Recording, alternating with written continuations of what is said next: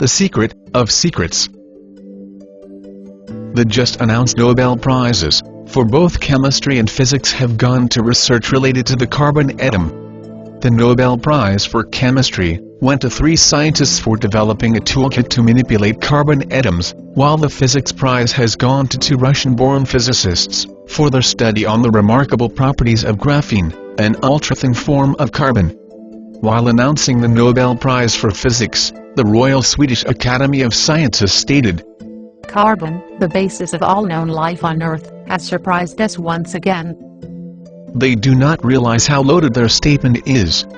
For what we have seen in graphene is only a small glimpse of the wonders that carbon is capable of, especially what awaits us in the very near future. Before we reveal the form of carbon that is going to change every aspect of our lives, so completely and so drastically, let us bring to your attention a few other related occurrences that have been making the news in the past weeks. Recently there was a flurry of concern in the scientific circles regarding the discovery of the sun's influence on the decay of radioactive elements on Earth. It was found that some kind of strange emissions from the sun are causing matter to mutate on Earth.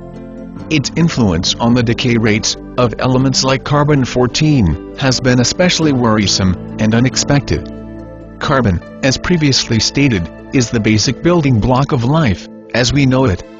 And carbon-12 is the most abundant form of carbon, accounting for about 99% of all known forms of carbon. It is the isotope of carbon that consists of 6 protons, 6 electrons and 6 neutrons. 6, 6, 6. Does that sound familiar? After oxygen, the second most abundant element in the human body is carbon-12. On cremation, the body returns to its carbon-12 state. After hydrogen, helium and oxygen, which are all gases, carbon-12 is the most abundant element in the universe. Carbon-12 is also one of the 5 elements that make up the human DNA. Thus carbon-12 is indeed the most crucial element as far as life as we know today is concerned. This is probably what the writer of the Revelation meant when he said that 666 was the number of man, or number of the beast. It is the number of carbon-12, which is the basis of man's physical body, which ties him to the physical universe. This is especially significant when we understand what transmutation awaits this carbon-12, which will bestow man such superhuman powers that will make every technological advancement till date completely redundant. Every secret has a time to reveal, a time to celebrate. It is now time to reveal the secret of all secrets, the secret of alchemy, the secret of the philosopher's stone, that which transmutes, in a symbolic sense, lead to gold, the secret of the elixir of life, the secret of Amrita, or ambrosia, the nectar of immortality, the secret of something we shall label ascension, since its primary function is to aid the coming ascension, to form a portal into the higher dimension, the secret of carbon-7. Carbon-7 is the hitherto undiscovered isotope of carbon, which has 6 electrons, 6 protons and only 1 neutron. It is the material equivalent of the Kundalini system as well as Metatron's cube.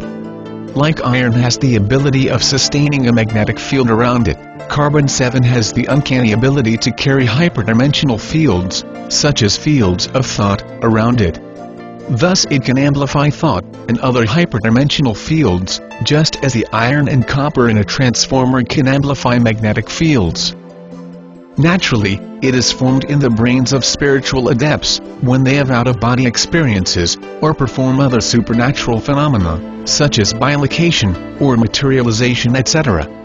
During such time the glow, or halo, that is formed around the heads of these highly evolved beings is actually due to the excess neutrons produced when carbon-12 transmutes to carbon-7 inside their brains. However, this carbon-7 quickly decays to other stabler forms of matter.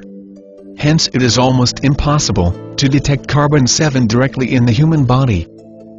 History and religion has offered us many clues as to the identity of this most wondrous material through cryptic notations, symbols, and enigmatic texts. But it had to veil it in the most puzzling language and symbols since this knowledge, in the wrong hands, could mean the destruction of this planet. Such is its power. In that case, you may ask, why we are revealing it now, since the same risks are still prevalent.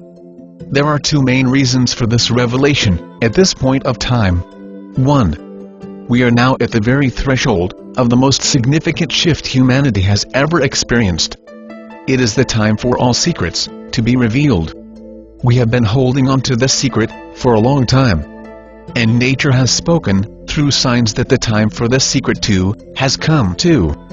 Although the atomic structure and the properties of this wondrous material are revealed here, it is extremely difficult to synthesize carbon-7 in a laboratory, other than in expensive particle accelerators.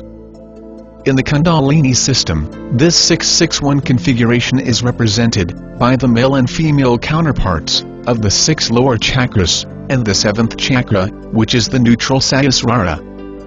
In Judaism, Metatron, who is considered to be God's mediator with man, is often represented by a cube formed by 13 circles, comprising of one central circle, surrounded by 6 inner and 6 outer circles.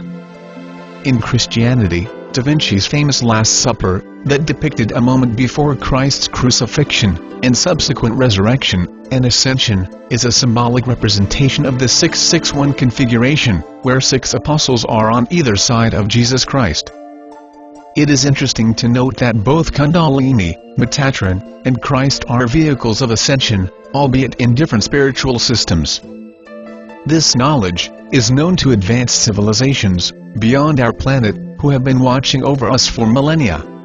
The release of this information, at this point of time, is also meant to accelerate disclosure. This knowledge, with the power to amplify one's mind, will make all technological progress and economic systems completely redundant, since in the age of manifestation and abundance that awaits us post-2012, technology and money will have no meaning.